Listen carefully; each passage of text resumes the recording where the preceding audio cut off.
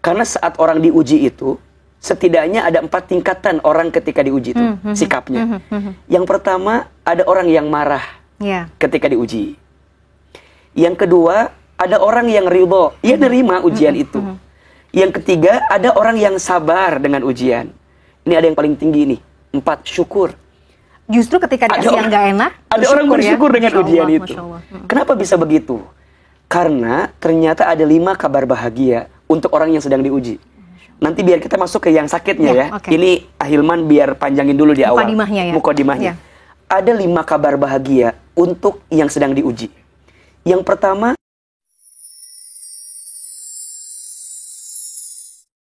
kalau bicara sabar di kala sakit, apa yang seharusnya kita lakukan atau kita sebagai seorang muslim menyikapi sakit itu seperti apa? Tafadhol. Iya. Saya tertarik dengan apa yang tadi Mbak Mila sampaikan di awal ya. Bahwa yang namanya hidup itu tidak akan bisa lepas dari yang namanya ujian. Ujian hidup itu adalah keniscayaan. Mau tidak mau, suka tidak suka, pasti kita akan bertemu dengan yang namanya ujian. Dan ujian itu ada 2. Satu, ada ujian baik, maksudnya yang menyenangkan kita. Yang kedua, ada ujian buruk, ya, ujian yang tidak menyenangkan kita.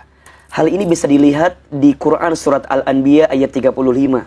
Allah Subhanahu wa taala berfirman, "Wa nabluukum bisyarri wal khairi fitnah." Dan kami, kata Allah, akan menimpakan kepada kamu sekalian dengan sesuatu yang buruk dan sesuatu yang baik, fitnah sebagai ujian. Fitnah sebagai ujian. Jadi ujian itu, mohon maaf, bukan hanya sesuatu yang tidak enak aja. Kadang yang enak juga adalah ujian. Itulah yang digilirkan dalam kehidupan kita. Setiap kita akan ketemu dengan ujian. Salah satunya ujian sakit. Sakit, betul. Ya, ujian sakit. Nah, bagaimana sikap terbaik kita ketika diberi ujian, terutama ujian sakit? Tentu ada sikap-sikap yang akan mengantarkan kebaikan di dalamnya. Karena mohon maaf, kalau ada orang yang ikut ujian, hasilnya tidak lulus, kira-kira yang salah soalnya atau jawabannya? Jawabannya pasti ya. Jawabannya. Mungkin belajarnya kurang, persiapannya nggak datang. Nah, sama ketika seseorang diuji dalam hidupnya, jangan salahkan ujian yang datang, tapi bagaimana sikap kita untuk menghadapi ujian itu. Nah, salah satu sikap yang perlu kita hadirkan adalah sabar.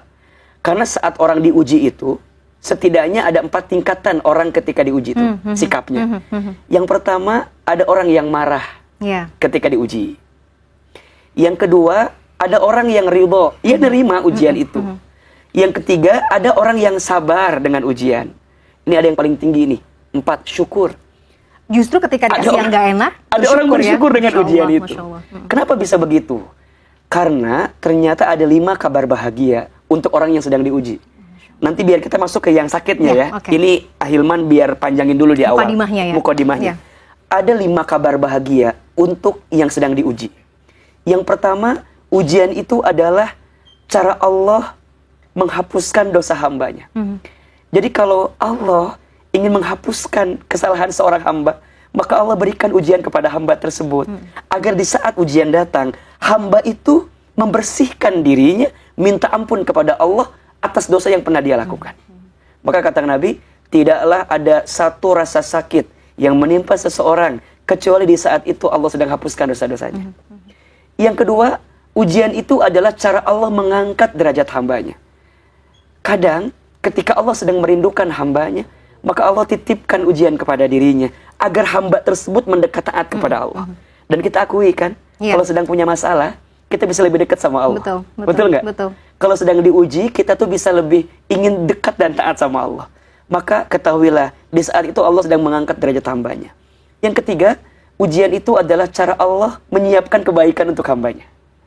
Kita tidak akan mungkin bisa merasakan rasa manis kalau kita nggak pernah ngerasain rasa pahit. Setuju.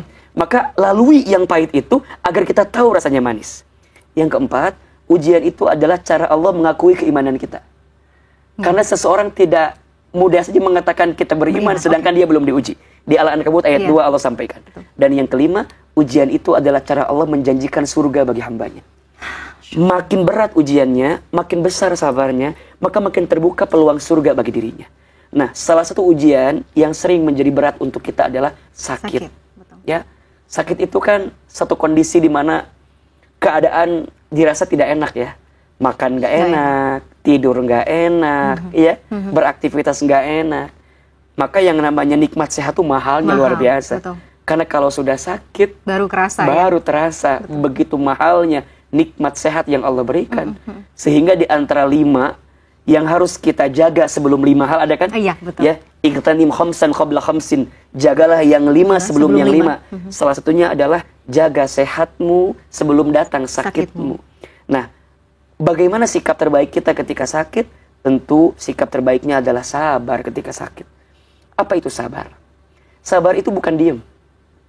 Sabar itu nggak identik dengan pasrah gitu ya. Ya atau udah kemudian aku di rumah aja. Kita mah nunggu gitu. Ini aja enggak. Nunggu sabar itu artinya al-habsu wal man'u.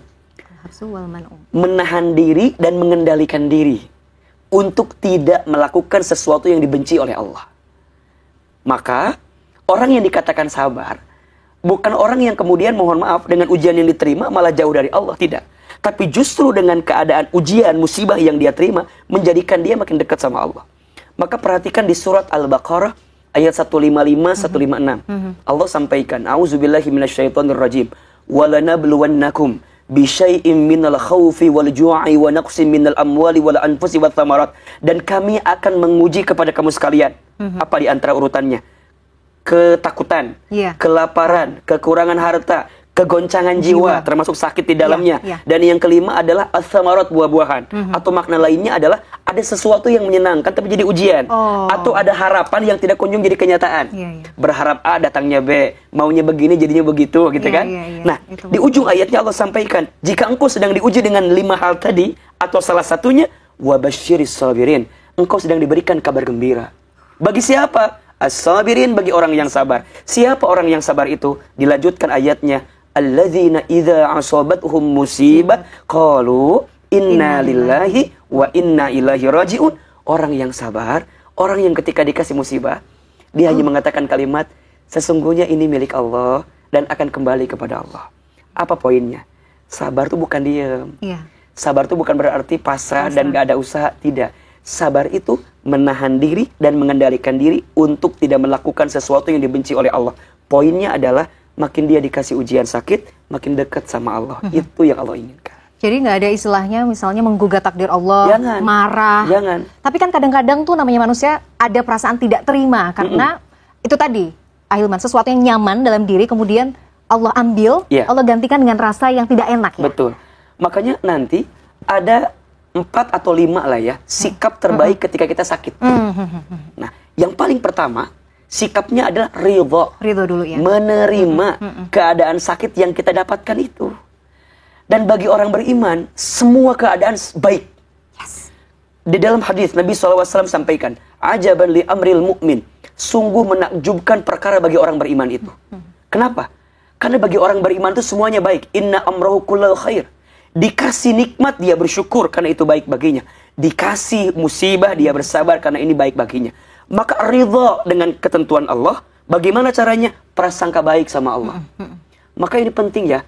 Husnuzon sama Allah tuh penting. Bahkan kata Nabi, janganlah seseorang itu mati atau wafat kecuali dalam keadaan husnuzon kepada Allah. Dan ridho terhadap ketentuan Allah itu level ibadah yang paling tinggi. Maka saat kita sakit, ridho. Kalau kita mendapatkan keadaan sakit itu, bahwa kita ini manusia, bahwa kita ini hamba yang akan punya masa di mana tubuh ini butuh gitu ya, butuh untuk kemudian merasakan kelelahan, kesakitan itu. Dan sebenarnya saya berpikirnya gini gak sih Ahilman? Ya jangan sombong sebagai manusia. Iya benar. Sehat, ya sudah dirasakan. Tapi kadang-kadang lupa kan, Allah ambil, ya kan, biar merasakan sakitnya itu. Maka ridhonya kamu ketika kamu sehat harus sama ketika ridhonya kamu dikasih sakit kan. That's the point sebenarnya. Iya kan? Kita ridho Allah kasih sehat, tapi ketika Allah kasih sakit, harusnya ridho juga. Jadi kalau dalam bahasa gampangnya, rasa-rasanya, aku berikan kamu sehat tuh berapa lama? Nah kenapa ketika aku berikan kau sakit sebentar, engkau ngeluhnya luar biasa? Sama kayak kita dikasih bahagia, dikasih sedih. Kenapa pas dikasih bahagia kita ridhonya luar biasa? Tapi ketika dikasih sedih kadang-kadang kita gak ridho. Bukan kedua-duanya sama dari Allah? Maka adab yang pertamanya adalah ridho dengan rasa sakit yang kita terima. Gitu. Dan memang manusia tuh punya kecenderungan untuk mungkin fokus pada hal-hal yang sifatnya lebih negatif ya, Ahilman. Kadang-kadang seperti itu. Makanya mungkin level iman yang kita harus tambah dengan ilmu salah satunya, itu juga insya Allah juga menambah supaya kita lebih ridho ya dengan sangat Allah menambah. yang terima ya. Sekarang begini, kalau ada dua hal ya, antara nikmat dengan masalah misalnya, menurut Mbak Mila lebih banyak mana? Kalau dipikir-pikir ya sampai saya umur 30 something ini, Masya Allah, harusnya nikmat Allah jauh. Nikmat. Tapi kalau kita suruh menghitung, kita lebih pintar menghitung nikmat atau masalah. Betul, Masya Allah. Kadang-kadang lebih pintar ngitung masalah, Ahilman, Masya Allah. Padahal di Quran, nikmat itu digambarkan begitu banyak. Siap. Bahkan kalau engkau menghitungnya, nggak akan bisa menghitungnya. Tapi kalau masalah, itu menggunakan kata min. Min itu sedikit saja. Makanya tadi di ayat yang saya baca, وَلَنَبْلُوَنَّكُمْ بِشَيْءٍ مِنَ الْخَوْفِ. Min, sedikit aja. Tapi karena fokusmu lebih lihat kepada masalah, sehingga nikmat yang besar dari Allah tuh nggak pernah kamu lihat. Ahilman, kita lanjutkan. Yang pertama tadi, saat kita dikasih hadiah ya bahasanya ya sama Allah, sakit, yang pertama ridho. Berikutnya apa, Ahilman? Yang kedua adalah ganti mengeluh dengan berzikir. Sedih itu boleh, gelisah itu boleh. Yang tidak boleh adalah berlarut dalam kesedihan, berlebihan dalam kegelisahan. Nah kadang yang seringkali membuat gelisah itu menjadi-jadi karena lisan yang terus meratapi dan meracau dengan kalimat yang tidak baik. Makanya kalau kita sedih nangis boleh, tapi yang tidak boleh itu adalah berkata-kata yang buruk. Jadi kalau misalnya merintih, lagi sakit nih, merintih berlebihan, mengeluh, sebaiknya dihindari. Diganti dengan zikir, karena itu kan jadi bikin tambah psikologis kita juga tambah hancur kan.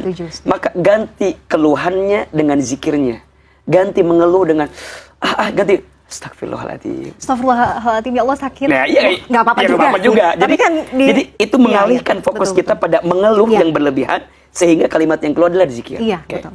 Nah, yang ketiga, ketika dikasih sakit, kita segera minta ampun, bertobat kepada Allah. Karena boleh jadi apa yang kita rasakan hari ini adalah cara Allah sedang menghapuskan dosa-dosa kita. Wa ma asobakum mim musibatin fa bima kasabat aydikum wa yafu an katsir. Dan apa-apa musibah yang diterima oleh dirimu itu disebabkan karena ulah tangan perbuatanmu, dan Allah sedang memaafkan lebih banyak kesalahan dirimu. Maka kita minta maaf sama Allah, ya Allah. Jadi itu tuh akan lebih membuat kita jadi lebih terbuka lah hatinya. Nah, yang keempat, hadirkan sikap khauf dan roja. Maksudnya apa? Khauf, rasa takut, roja, rasa harap. Rasa takut karena dosa yang banyak, kita khawatir dan takut dengan siksanya Allah, tapi kita berharap dengan rahmatnya Allah gitu. Oh ya Allah, ini rasa sakit yang aku terima, aku tahu engkau tidak akan mungkin memberikan sakit ini kecuali engkau sedang memberikan yang terbaik. Jadi ada harapan itu gitu. Dan harapannya jangan digantungkan kepada manusia, tapi digantungkan kepada Allah. Karena yang maha menyembuhkan adalah Allah. Nah, yang kelima, ya tentu berobat, berikhtiar ya. Jadi bukan berarti kita kan Allah yang menyembuhkan, udah diam aja. Enggak, ya. Tetap dia ikhtiar, ya. Nahnu bitakhir wallahu bitakdir. Tugas kita berikhtiar. Dalam ikhtiar itu ada pahala. Makanya pas kita lagi sakit, kita minum obat, kita berobat, tanya kepada ahlinya, itu adalah ibadah sebenarnya. Untuk apa? Untuk mengantarkan kita pada level yang bisa kita dapatkan. Dan ingat, kalaupun sembuh, bukan karena dokternya, bukan karena obatnya, tapi tentu semuanya karena Allah. Ya. Nah, maka jangan terlalu bergantung pada ikhtiar. Tapi bukan berarti ikhtiar itu jangan dihadirkan, harus dihadirkan. Karena itu adalah bagian pahala untuk kita. Saat kita berikhtiar, maka Allah curahkan banyak pahala kepada kita. Jadi pas ikhtiar tadi juga niatkan ya, sebagai bagian dari ibadah kita kepada Allah. 5 adab ketika lagi dikasih sakit. Masya Allah. 1, ridho. Yang kedua, ganti mengeluh dengan berzikir. 3, segera bertaubat minta ampun, khawatir ada dosa yang pernah kita lakukan. Yang keempat, hadirkan sikap khauf dan roja, takut dan penuh harap. Dan yang kelima, berikhtiar untuk mendapatkan kesembuhan. Catat tuh poin 1 sampai poin 5. Masya Allah, ini luar biasa. Sebenarnya resep untuk menghadapi ujian di kala sakit itu sudah kompak tadi. Ahilman jelaskan dari nomor 1 sampai nomor 5. Nah, Ahilman seperti biasa sudah ada pertanyaan juga yang masuk ke Gapai Kemuliaan. Kita akan simak bersama. Mari. Nah, ini pertanyaan melalui email ya dari Abimanyu. Assalamualaikum Ustadz, apabila kita sedang diuji dengan sakit yang juga tak kunjung sembuh, sudah berobat ke sana kemari tapi belum juga sembuh, bagaimana kita sebagai muslim harus menyikapi hal ini? Tafadhol, Ahilman. Iya, ketika kita sakit tentu kita berharap sembuh. Iya. Tapi sebenarnya kalau kita bicara lebih hakiki ya, yang diinginkan oleh Allah ketika rasa sakit itu datang dalam hidup kita, Allah menginginkan kita itu bisa lebih dekat dan taat sama Allah. Allah ingin hapuskan dosa kita, Allah ingin bikin kita jadi lebih sadar gitu ya, lebih memahami arti hidup. Maka satu kali ada seorang nabi yang sakit ya, dan istrinya kan pernah bilang begini, engkau kan nabi, engkau minta aja sama Allah buat disembuhkan. Tapi beliau hanya menjawab bahwa kalaupun dengan rasa sakit ini menambah rasa sayangnya Allah kepada diriku, maka aku lebih ridho dengan sakit yang aku rasakan dibanding sehat yang aku dapatkan. Jadi ternyata puncak dari rasa sakit itu bukan sembuh, tapi puncak dari sakit itu adalah saat Allah makin sayang sama kita, saat Allah makin cinta sama kita. Nah tadi yang bertanya, jika dalam rasa sakit yang kita rasakan tuh menjadikan kita tuh ngerasa dicintai sama Allah, maka boleh jadi itu yang terbaik yang bisa kita dapatkan. Maka ridholah tentu, tapi jangan berhenti berikhtiar terus. Kan kita nggak pernah tahu. Untuk Allah hanya sekedar menyembuhkan mudah banget. Iya nggak? Betul. Jadi kalau hanya sekedar menyembuhkan, bagi Allah sangat mudah. Ya. Allahumma rabban nasi adhibil ba'sa ishfi anta syafi la shifaan illa shifauka shifaan la yughadiru saqama. Itu kan permintaan yang suka kita minta. Ishfi ya Allah, sembuhkan aku, kan gitu ya. Bahwa tidak ada yang bisa menyembuhkan kecuali engkau, anta syafi, engkau yang maha menyembuhkan. Jadi semua dikembalikannya ke Allah.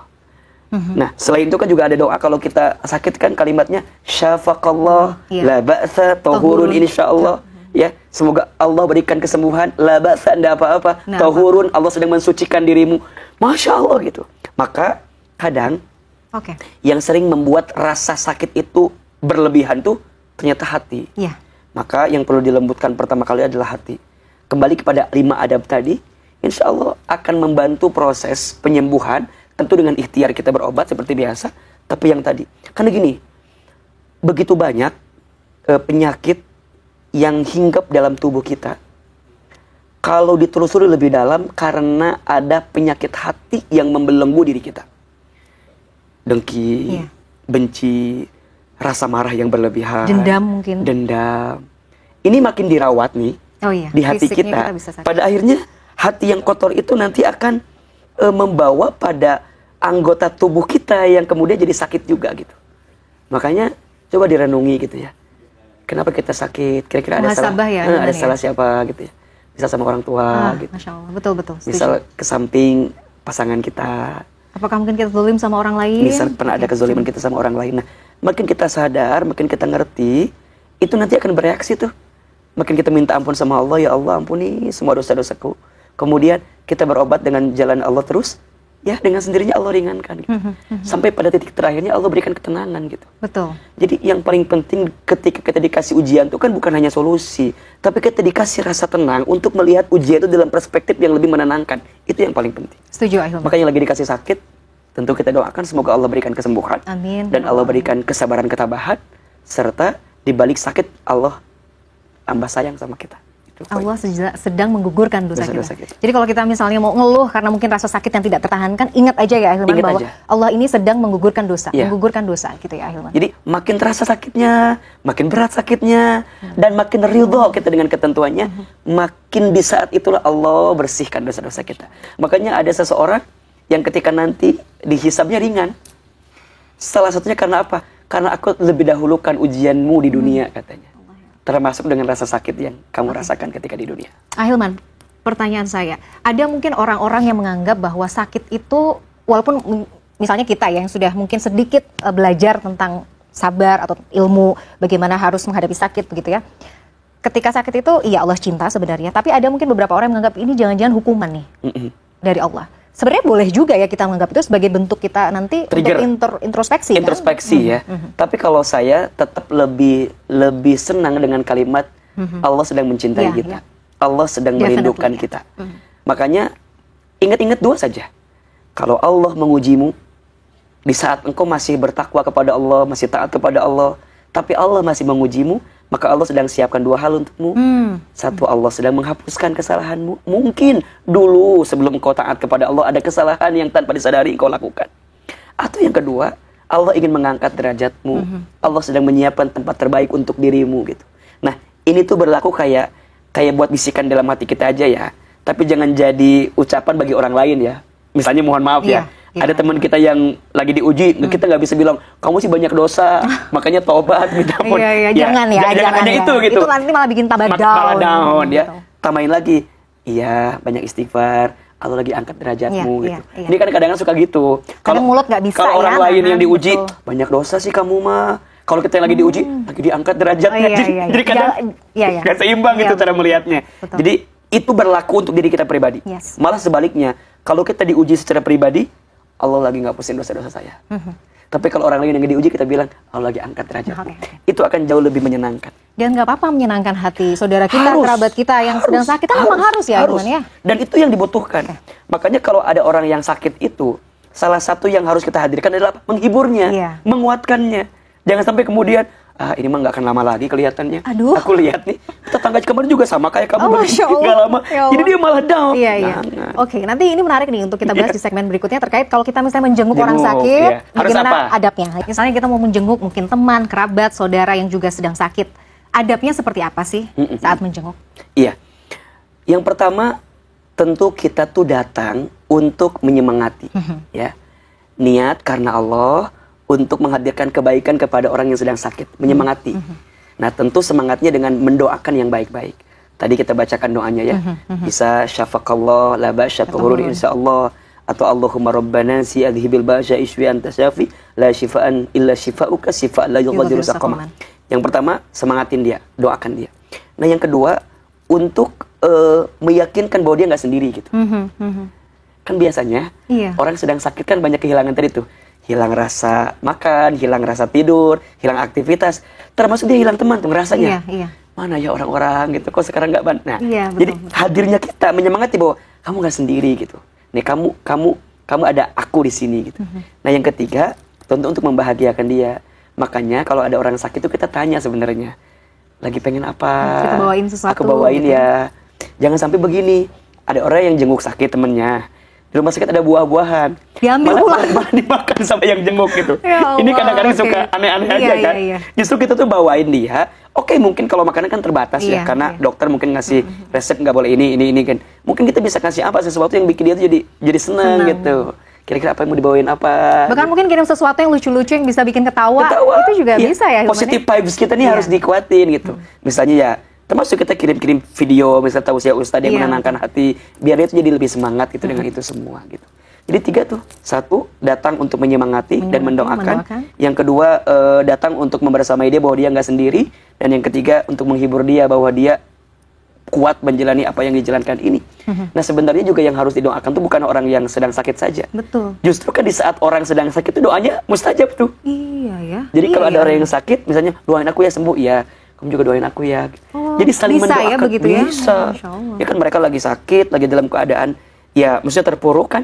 Itu kan doa-doa yang sangat mustajab. Betul. Bukankah di antara doa yang dikabulkan adalah doa yang terzolimi, artinya yang sedang tersakiti. Nah, ini kan juga jadi kondisi yang bisa mendapatkan kebaikan di dalam.